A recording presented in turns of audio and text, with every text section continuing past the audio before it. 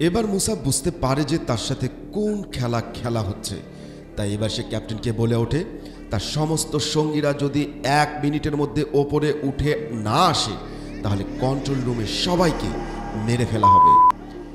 মুসা তারপর ক্যাপ্টেনের রেডিও নিয়ে নিজে অ্যানাউন্স করে যদি ক্রুরা ওপরে উঠে না আসে তাহলে কন্ট্রোল রুমের সবাইকে মেরে ফেলা হবে। মুসার আদেশে তার সঙ্গী নাজি একজন ক্রুকে গান পয়েন্টে নিয়ে নেয়।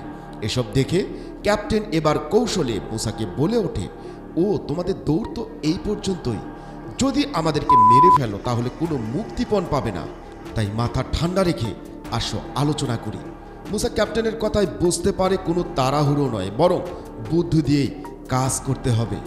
এরপর মুসা ক্যাপ্টেনকে নিয়ে চলে যায় পুরো জাহাজকে সার্চ করার জন্য। এদিকে ক্যাপ্টেনের রেডিও যেহেতু চালু ছিল তাই তার সঙ্গীরা জানতে পারে যে মুসা জাহাজ সার্চ করতে আসছে। ফলে অফিসার সেন তার ক্রুকে পাঠায় জাহাজের ইমার্জেন্সি জেনারেটর বন্ধ করার জন্য, যাতে অন্ধকারে দস্যুরা তাদেরকে খুঁজে না পায়। এরপর মুসা ক্যাপ্টেনের সাথে ধীরে ধীরে জাহাজের নিচে নামতে থাকে।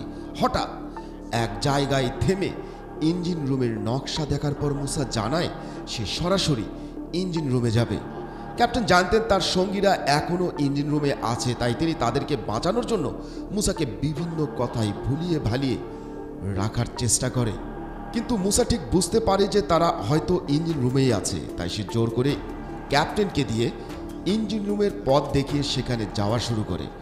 এখন ইঞ্জিন রুমে যেহেতু প্রচণ্ড গরম হয় তাই ক্যাপ্টেনকে বলে আমাদের এখানে যাওয়ার আগে কিছু পানির বোতল নিয়ে যেতে হবে। ফলে সেই কথা মতো মুসাও ক্যাপ্টেনের কথায় রাজি হয় আর নাজি আর ওয়ালিদকে কন্ট্রোল রুমের পাহারায় রেখে বিলাল আর ক্যাপ্টেনকে নিয়ে কিচেনের দিকে যায়। কিচেনে যাওয়ার পর ক্যাপ্টেন মুসার বিলালকে খাবার অফার করে এবং নিজের জন্য পানি নিয়ে নেয়।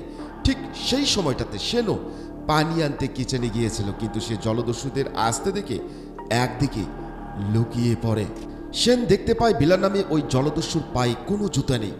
মুসা ক্যাপ্টেন আর বিলালকে নিয়ে সেখান থেকে আবারও ইঞ্জিন রুমের দিকে গেলে সেন তাদের ক্রুকে রেডিওতে কন্ট্যাক্ট করে। সেন জানিয়ে দেয় দস্যুদের একজনের পায়ে কোনো স্যান্ডেল নেই, তাই যদি তারা ইঞ্জিন রুমের সামনে কাঠ জাতীয় কিছু ভেঙে রাখে তাহলে ওই দস্যুকে ঘায়েল করা যাবে। অন্যদিকে যাকে ইমার্জেন্সি পাওয়ার অফ করার জন্য পাঠানো হয়েছিল সে দ্রুত এগিয়ে পাওয়ার সাপ্লাই অফ করে দেয়। এটা দেখে মুসা ক্যাপ্টেনকে জিজ্ঞেস করে যে কেন পাওয়ার সাপ্লাই অফ হয়ে গেল। ক্যাপ্টেন এবারও জবাব দেয় তিনি কিছুই জানেন না। মুসা ক্যাপ্টেনের কাছ থেকে নেওয়া সে ফ্ল্যাশ লাইট ব্যবহার করে ইঞ্জিন রুমের ভেতরে ঢোকার সিদ্ধান্ত নেয়। সে বিলালকে দরজা খুলতে বলার পর বিলাল যখনই দরজা খুলে ভিতরে ঢুকতে যায় তখনই দরজার সামনে ছড়িয়ে রাখা ভাঙা কাঁচ সবগুলো তার পায়ে ঢুকে একদম এফোর ওফোর হয়ে যায়। এই দৃশ্য দেখে মুসা এবার রেগে গিয়ে ক্যাপ্টেনকে চার্জ করে আর বলতে থাকে ক্যাপ্টেন নিশ্চয়ই তাদের সাথে কোনো গেম খেলছে। কিন্তু ক্যাপ্টেন আগের মতোই জানিয়ে দেয় সে এসবের কিছুই জানে না। ক্যাপ্টেন বিলালের জন্য ফার্স্ট এইড দেওয়ার জন্য প্রস্তাব দিলে মুসা বিলালকে ক্যাপ্টেনের সাথে ওপরে পাঠিয়ে দেয় আর নিজে এবার একা একা ইঞ্জিন রুম সার্চ করতে থাকে। এদিকে ইঞ্জিন রুমের মধ্যে একদিকে জাহাজের সব ক্রুরা ঘাপটি মেরে বসেছিল মুসাকে অ্যাটাক করার জন্য। আর ঠিক যে সময় মুসা সেখানে উপস্থিত হয় তখন সবাই মিলে তাকে আকস্মিকভাবে অ্যাটাক করে বন্দি বানিয়ে ফেলে আর রেডিওর মাধ্যমে কন্ট্রোল রুমে জানিয়ে দেওয়া হয় যে আমরা তোমাদের লিডারকে বন্দি করেছি, এখন তার বিনিময়ে আমাদের ক্যাপ্টেনকে তোমরা মুক্ত করে দাও। বন্ধুরা, হুট করে এমন ঘটনা দেখতে পেয়ে জলদস্যুরা বেশ চিন্তিত হয়ে পড়ে। এরপর নাজির প্রথমে মুসার সাথে কথা বলে নিশ্চিত হয় যে সে এখনও বেঁচে আছে। ক্যাপ্টেন তখন রেডিওতে মুসাকে বলে তোমরা এক্ষুনি এই জাহাজ ছেড়ে চলে যাও, তোমাদের বোট নেই কিন্তু তোমরা চাইলে আমাদের জাহাজের লাইভ বোট ব্যবহার করতে পারো, এর ওপর আমরা তোমাদেরকে $30,000 দেব মুক্তিপণের জন্য। কিন্তু একটাই কথা, তোমরা আর কোনো ঝামেলা না করে এই জাহাজ ছেড়ে দিবে। যদি এই ডিলে রাজি থাকো তাহলে সব ঝামেলা মিটে যাবে। এখন মাত্র $30,000 এই জলদস্যুদের তেলের দামও উঠবে না। কিন্তু মুসা অনেক চিন্তা ভাবনা করে অবশেষে এই ডিল রাজি হতে বাধ্য হয়, কারণ তাদের হাতে আর কোনোই অপশন নেই। ক্যাপ্টেন মুসার বাকি সদস্যদেরকে নিয়ে লাইভ বোটের কাছে গেলে তাদের মধ্যে কে আগে কাকে ছাড়বে তা নিয়ে দ্বন্দ্ব লেগে যায়। পরে ফাইনাল হয় যে আগে ক্যাপ্টেন তাদের লাইফ বোটে যাবে আর এরপর মুসা মুক্তি পেয়ে গেলে তারাও ক্যাপ্টেনকে ছেড়ে দেবে। সেই কথা মতো ক্যাপ্টেন প্রথমে তাদের লাইফ বোটে যায় আর মুসাকেও ছেড়ে দেওয়া হয়, কিন্তু সবাইকে অবাক করে দিয়ে মুসা টেকনিক্যালি ক্যাপ্টেনকে নিয়ে লাইফ বোট ছেড়ে দেয়, মানে যাকে বলা হয় চোরের ওপর বাটপারি, যার ফলে মুক্তি পাওয়ার আগেই ক্যাপ্টেন ফিলিপস আবারও জলদস্যুদের হাতে জিম্মি হয়ে পড়ে। এবার ক্যাপ্টেন ফিলিপসকে লাইফ বোটে তুলে জলদস্যুরা তাকে সোমালিয়া নিয়ে যাওয়ার জন্য সিদ্ধান্ত নেয়, কারণ আমেরিকানরা একজন নাবিকের জন্য $1 মিলিয়ন দিতেও কার্পণ্য করবে না। ওদিকে ক্যাপ্টেনকে কিডন্যাপ করার পর আমেরিকান নেভি এবার নড়ে চড়ে বসে।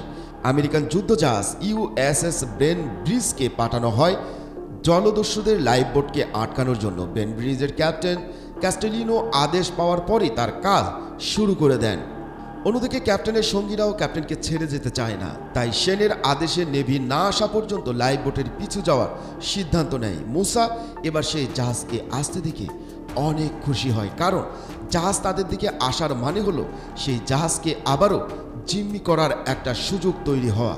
যাই হোক, ক্যাপ্টেনের এই মুহূর্তে নেভিদের জন্য অপেক্ষা করা ছাড়া আর কোনো সমস্যা করার অপশন নেই, তাই সে চুপচাপ বসে থাকার সিদ্ধান্ত নেয়। কিন্তু বাচ্চা ছেলে বিলালের পায়ে জখম দেখে তার মনে অনেক মায়া হয় আর সে নিজে থেকে তার ট্রিটমেন্ট করতে চায়। প্রথমে তারা রাজি না হলেও পরে ক্যাপ্টেনের কথা শুনে তারা রাজি হলে সে বিলালের পায়ে ব্যান্ডেজ করে দেয়। বিলাল ক্যাপ্টেনের এমন মহা অনুভবতা দেখে তার প্রতি মনে মনে কৃতজ্ঞতা প্রকাশ করে। অন্যদিকে ক্যাপ্টেনের কিডন্যাপ হওয়া এই ইস্যু ততক্ষণে জাতীয় ইস্যুতে পরিণত হয়েছে। হোয়াইট হাউস পর্যন্ত এখন এই বিষয় নিয়ে কথা বলা শুরু করেছে, কারণ এটা আমেরিকার প্রেস্টিজের সাথে জড়িত। তাছাড়া গত 200 বছরের মধ্যে এটাই প্রথম যে কোনো আমেরিকান শিপ জলদস্যুদের কবরে পড়েছে। তাই ফিলিপসকে উদ্ধার করার জন্য ব্রেন ব্রিজের পাশাপাশি আরও 2টি যুদ্ধজাহাজকে পাঠানোর সিদ্ধান্ত নেওয়া হয়। ব্রেন ব্রিজের ক্যাপ্টেন কোস্টোলিনোকে নির্দেশ দেওয়া হয় যাতে জলদস্যুরা কোনোভাবেই ক্যাপ্টেনকে সোমালিয়ায় নিয়ে যেতে না পারে, কারণ সোমালিয়ায় নিয়ে গেলে তাদের ক্যাপ্টেনকে ফিরিয়ে আনা এক প্রকার অনিশ্চিত হয়ে পড়বে। এদিকে লাইফ বোটের ধীর গতি আর ঢেউয়ের ধাক্কায় ভিতরে থাকা জলদস্যুরা ধীরে ধীরে অতিষ্ঠ হয়ে যাচ্ছে। মুসার সহযোগী নাজিত কথায় কথায় খিটখিট করছে, আর এর পাশাপাশি লাইফ বোট চারিদিক থেকে শিল্ড হওয়ার কারণে ভিতরে দম আটকে আসছিল সবার। এর কিছুক্ষণের মধ্যেই হঠাৎ জলদস্যুরা তাদের দিকে প্রচণ্ড অ্যালার্মের শব্দ শুনতে পায়। সাথে সাথে তারা জানালা দিয়ে দেখতে পায় যে তারের সামনে হাজির হয়েছে বিশাল বড় এক আমেরিকান যুদ্ধজাহাজ USS ব্রেন ব্রিজ। বন্ধুরা, এরপর কি ঘটবে? মুক্তি পাবে কি ক্যাপ্টেন? মারা পড়বে কি জলদস্যুরা? দেখতে হলে চোখ রাখুন শেষ পর্বে। হ্যাঁ, শেষ পর্বটি দেখুন। শেষ পর্বে আপনারা জানতে পারবেন পুরো ঘটনাটি। তো পরবর্তী পর্ব দেখার আমন্ত্রণ জানিয়ে বিদায় নিচ্ছি। সবাই ভালো থাকবেন, সুস্থ থাকবেন। খোদা হাফেজ।